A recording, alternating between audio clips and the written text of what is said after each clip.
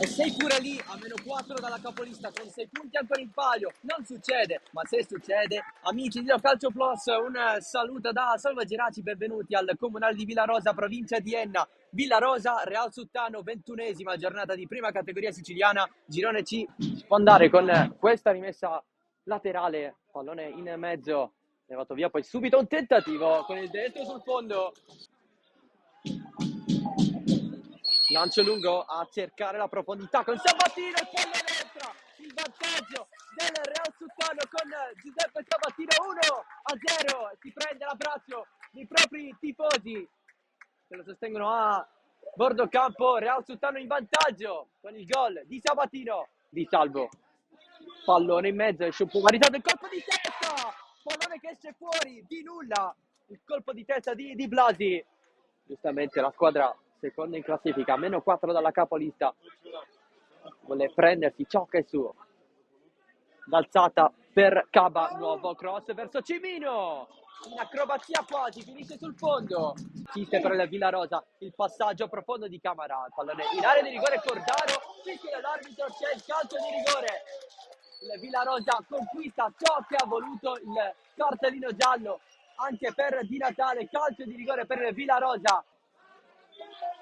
Cimino, piazza valutato il pareggio del Villarosa con Leandro Cimino, 1-1.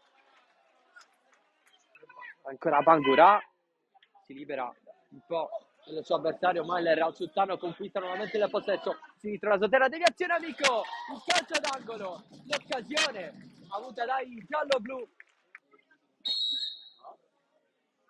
Ma di Salvo, il pallone viaggia, colpo di testa, traversa, attenzione ancora Cimino, il vantaggio del Villarosa, 2-1 con Leandro Cimino, doppietta e 2-1.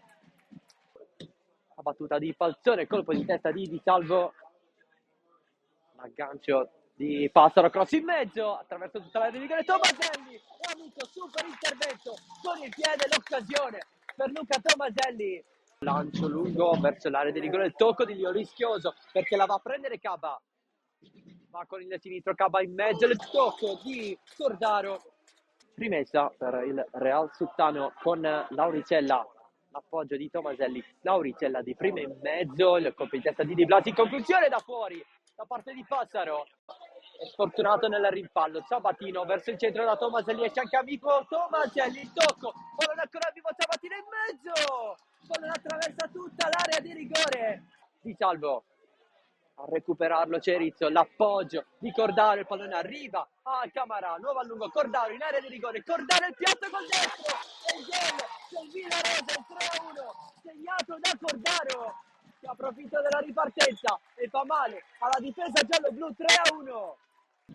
La punizione stavolta è per il Real Suttano, già battuta corta ma sprecata dai giallo-blu.